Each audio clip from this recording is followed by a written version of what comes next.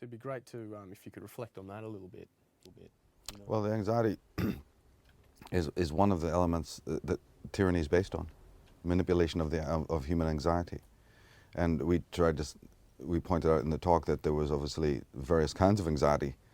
Some you want to get rid of, some you don't, that kind of thing. But the controllers are certainly thoroughly aware. I mean, first of all, they're aware of it, that we're basically, slaves. That's what they think. They think that they built our civilizations, they've created our reality, any affluence that we may experience, any sense of well-being. They look at us as if they're the providers, and we should be eternally grateful. And as they try to move towards this global village concept, they basically want our complicity in that. And therefore, they also think that by making things very troublesome, very difficult, very anxiety-ridden, that people start having fear, we'll lean on Big Brother, we'll lean on father figure again, to get that sense of stability that may be lacking. But the thing is that then it needs to be pointed out to people, those not even familiar with the subject matter, that it is by design that is done. Because otherwise, the anxiety you spoke about is perpetual. How would you get out of it? If you didn't know, if you didn't twig it, that this is in fact by design, some other hidden forces are working around me to make me feel this way. Because what's happening is that you're being drawn out into the world, you're being drawn out into the collective. And the anxiety arises because there's a distancing now between your own true self, right, which is what you've been born here to realize, and the whole other matrix of duties and domestic minutiae and charitable acts and altruistic acts and political affiliations and religious beliefs. See, that's all just false. And we're being pulled out of that. And so the anxiety that you speak of arises because some sort of inner voice within us resists that. And it sets up, the call of that authenticity is then perceived as anxiety. What do we do? And not knowing that, we then step into the whole leviathan of the pharmaceuticals and the doctors, the men in the white coats. We were mentioning philosophers like Foucault, who had been warning about this for umpteen years. Watch out, because these are agents of globalism. These are agents of control. But we go, it's sort of like a white magic ritual in which you go to them. They don't necessarily come to you. But you step into their world, say, Doc, fix me, there's something wrong, I can't sleep at night, whatever. And so millions and millions of dollars, millions of pounds are put into the creation of all of these happy drugs. And also the media, all the mainstream media. And it's so addictive because people need to escape into that media. They need to escape into those archetypal scenarios, the sitcoms, the movies, the imagery. So, as we point out, the kids, the very violent, sort of aggressive media that they're obsessed with, you see.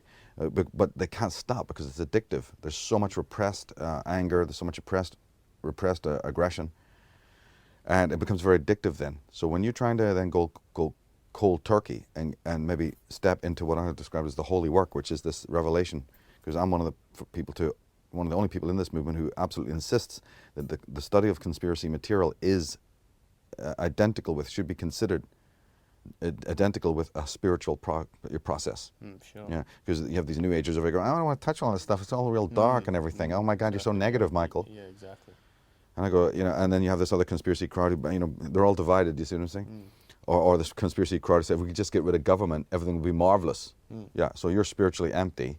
But you think, you haven't done any spiritual work. At least the New Ager is at least trying to do some sort of spiritual work. Sure. The conspiracy guys just running around waving placards ready to, get rid of government and all of this stuff, as if that's going to be some sort of solution. Yeah. So the error on both sides there is that they're not factoring in consciousness.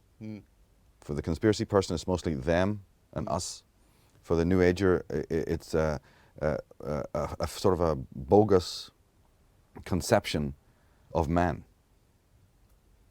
That if he just puts on a big Cheshire cat smile and it just goes about his business and gets preoccupied with that stuff, that's going to be enough. They don't want to look at the dark side. They don't want to look at the criminal history of mankind. Which is, you have predators here. You have tigers in the long grass who don't mean you well.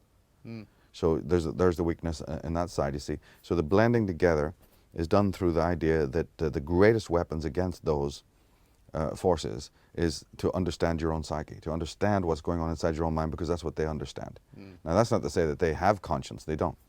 As a matter of fact, their Achilles heel is that they really don't ultimately understand the human psyche in the deepest sense, right? But when it comes to the control animal, they know enough, let's put it this way, to completely control whole groups of mankind over long periods of history. This is the danger. And the history books reveal that that has been done. That's not me dreaming that up. That's history alone shows you. That entire ways of life have changed. Go and ask, here we are in Australia, go and ask any Aboriginal elder, a New Zealand Maori elder, go and ask them about the criminal history of white men. So that's how they put it, right? It's not just white men, it's the aristocracy at the top who are as evil, who are as, in fact, this is one thing that Indigenous people need to understand. Their foible is that they think it's just a white man scenario, black.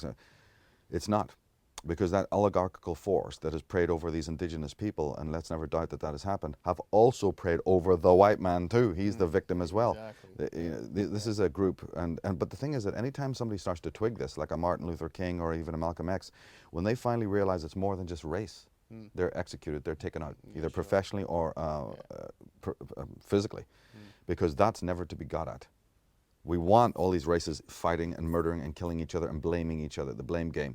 The average white guy in a pub goes, "Oh, I've never done nothing to none of you. I'm just born in Stepney, mate." And that's true, he is. So it's not about the ordinary people.